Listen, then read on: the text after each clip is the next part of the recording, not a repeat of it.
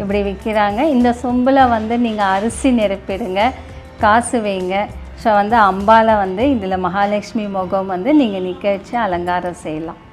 மகாலட்சுமி மங்கள கிரகமாக இதை போல் அமர்ந்துட்டாங்க.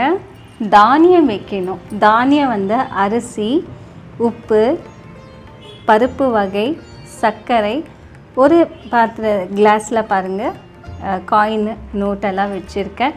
இதில் வந்து நீங்கள் வெள்ளி, தங்கம் ஏதாச்சும் அந்த மாதிரி நிரப்பி வைக்கலாம். மகாலட்சுமிக்கு தானியங்கள் மிகவும் பிடிக்கும். ரொம்ப மங்கள கிரகமானது.